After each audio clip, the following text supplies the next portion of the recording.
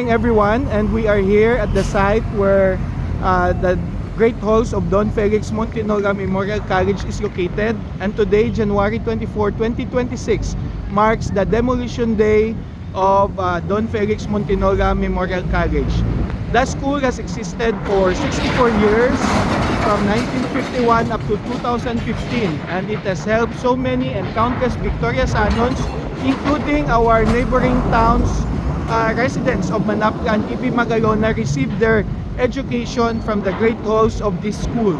And this marks as an end of an era, but it will pave the way for a new chapter in the life of this location. We would like to extend our deepest gratitude and thanksgiving to the Montinola and Fermin family of Victoria City for giving our Victoriasanon the opportunity to receive better education through this school since 1951. And today, the demolition has already started, and soon this site will be left vacant. And for now, we have the City of Victorias assisting us. Thank you to Mayor Junbi Bantug and Vice Mayor Derek Palanca, and our City Engineering Office and our NONECO for their assistance. And this is not farewell. The legacy and memory of Don Felix Montinola Memorial College will continue to live in the hearts of its alumni.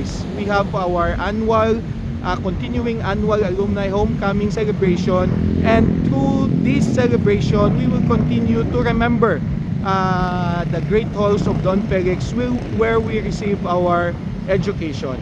So again, we bid goodbye, we bid farewell, we say our gratitude and thanksgiving to the Montinola and Fermin family of Victoria City, and to Don Felix Montinola Memorial College for their legacy of contributing better education to the sons and daughters of Victoria City for 64 years.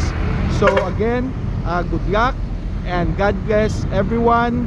And para sa ibalo sa mga Victoriasanon, kita si Konsehal Dino Acuña, isa ka alumni sang Don Felix Montinola, very proud kid. And on behalf of the alumni of Don Felix, I say, or we say, goodbye Don Felix, and you will continue to live in our memories and in our hearts forever. Salamat gid, and God bless everyone. So here, Don Felix Montinola Memorial College of Victoria City is signing off today.